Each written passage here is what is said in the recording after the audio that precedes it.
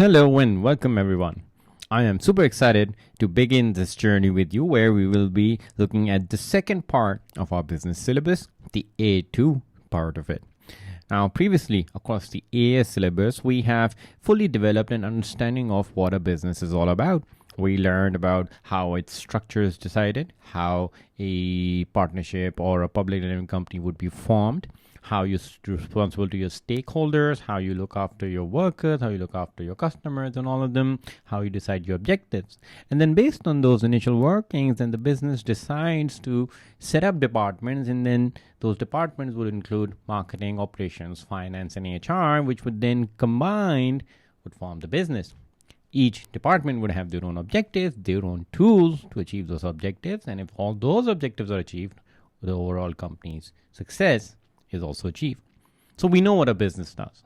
They buy things, they convert them into a product, and then they sell it for a profit. And where does that profit come from? That profit comes from the money that these happy customers are willing to pay. And that's where I'm going to begin our conversation today. The customer. You, me, we're all customers in some way or form. I demand a Coca-Cola, you may demand this education. So there are different things that everybody wants. And different people have different likings, different tastes, different preferences. But some things that remain common among all customers, all consumers, is that we all love pizza, right? And we're all here because we love pizza. So we want pizza. And what I mean by that is we have need for food. We need to eat. We also want to be entertained. Maybe some music, musicians, radio stations, TV stations, music apps, Spotify, and all those. We require those things from other businesses. We also need infrastructure. I promise you that's not a crown, that's a bridge. And we need infrastructure to get around. Along with that, we also need housing. We need a place to live, whether to rent it, whether to own it. What you need, a place to shelter yourself. We also need to be communicating with others. You need to be connected. You have the internet, you want phones, all of those things. And we also will, hopefully, not too often, but you want to go in for checkups every now and then. If, God forbid, something happens, you have a service of a hospital or any other service like that, education, which should be provided. So those are things that remain common among most customers. You would all want these things. Now, you will remember that we discussed over the AS part of our syllabus is that at the end of the day, these services are being provided by two sectors. One of them is your public sector, which is run and owned by the government. And the other one was the private sector, which was run and owned by individuals. Now, in this video particularly, we're going to focus on the topic of privatization. Why are we doing that? Because across the next few videos, and quite a few videos, we're going to look at how a business is influenced by the dynamic external environment around it. Right? The business is there in the center, but all around it, there's the government, there's your workers, there's community, there's technology, there's so many things that happen. And we're going to begin by looking at the influences that the government has on business activities, starting with a conversation on privatization. Now, what is privatization? A privatization is a move where a business transfers most of its ownership in enterprises to private organizations. And that starts from the question of how much do we want to control? We being the government, how much do we want to control in the economy in terms of business activity? Do we want to produce it and sell it, or do you trust the individuals in the country to sell and provide it?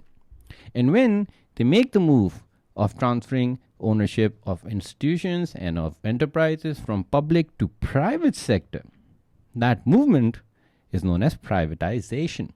So now let's look at that in a little more detail.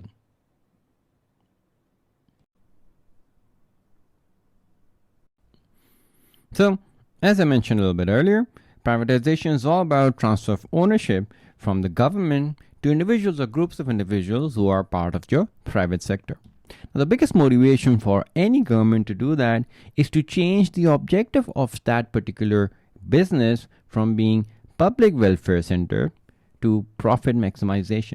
Remember, private firms will have owners, shareholders, and they demand profits, and that is very, very different from how a public sector works. Public sector, they still get the money from the taxes, and yes, there's accountability, but there's also red tape and bureaucracy, and we'll get to that in a minute. But the main idea for changing into private sector is because they're at very, very close controls over how profit is being made and how the costs are being reduced.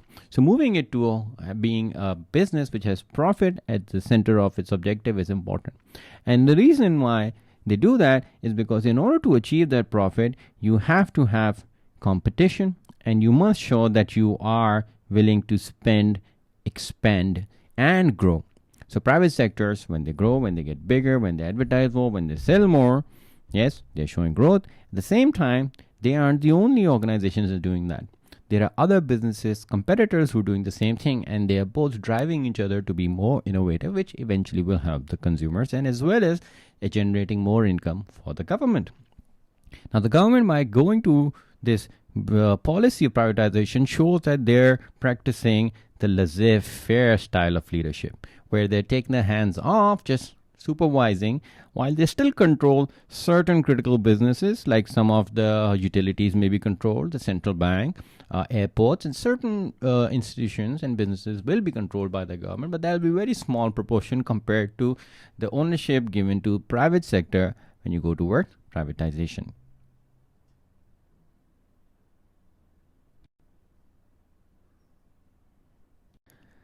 Now, we have to understand that different governments will have different views on privatization. Some will encourage it, some may not find this to be a good idea. So at the end of the day, this is a policy decision that the government chooses to go towards it or not.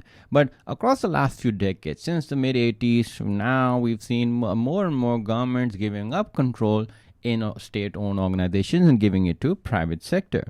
Reason? To improve efficiency. Private sectors have specific goals, specific targets from the CEO to the last worker, as we've learned through the management by objective philosophy. And once the profit maximization objective is decided, then all the workers are working towards managing costs and production so that the highest level of efficiency can be achieved. Along with that, the only way for private sector organizations to remain ahead and to be profitable is to be innovative and to show to their stakeholders that they're really giving their rights to them as well. For example, shareholders are given their profits, workers are given their salaries and promotions, suppliers are given their rights. So all those things will work cohesively better in a private sector because they're all working towards innovation and bringing better goods for the customers. Also, you will remember that we discussed a couple of topics called demand and supply, which together are called market forces. Those are the most organic way to determine how much of a product is being demanded and how much of a product is being produced willingly by the producers on the demand and supply curves. And that's a natural way of determining what to produce and how to produce and how much to produce. If the government controls it, then sort of like manipulating the demand of goods. But with privatization, you let the market forces play out, and what the consumers want, the consumers get, and what the producers want, the producers get. So 3 very good reasons to go towards privatization. But there's more.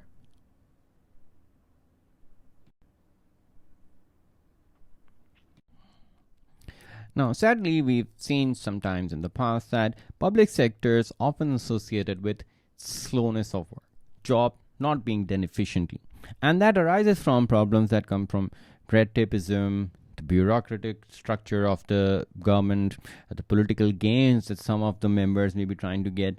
So because of those problems, there's very, very slow decision making and the execution of that plan. If you go towards the private sector, where everyone's accountable, there are weekly checks, monthly checks, annual general meetings, all stakeholders want to make sure that things are being done right. As long as that's being done, you'll be more efficient. So privatization would help in achieving that.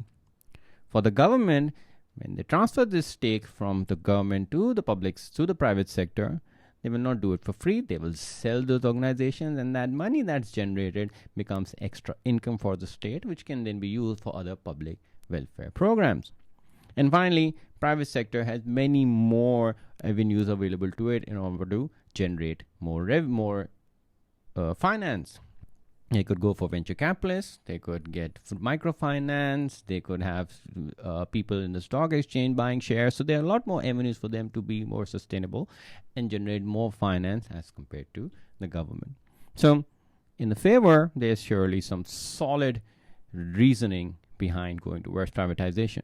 However, we can't fully decide without looking at the flip side and discussing the reasons against privatization.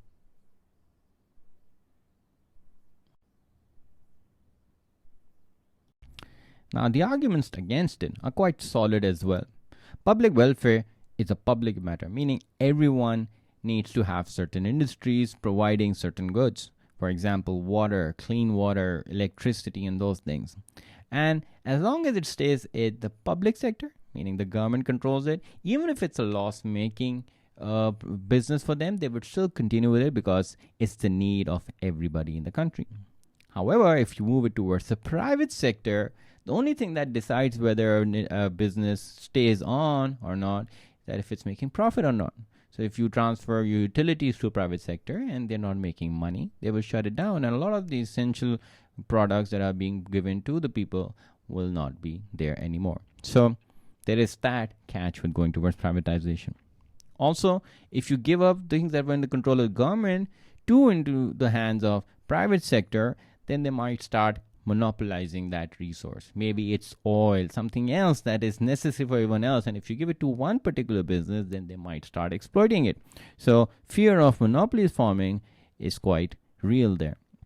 And finally, when the government keeps control of most of the industries, they can make a holistic plan with uniformity across the different businesses, having their own objectives and making sure that the different businesses are given fair chance to run properly, and making sure that the whole country has a uniform policy will only be possible if the government controls most of the businesses.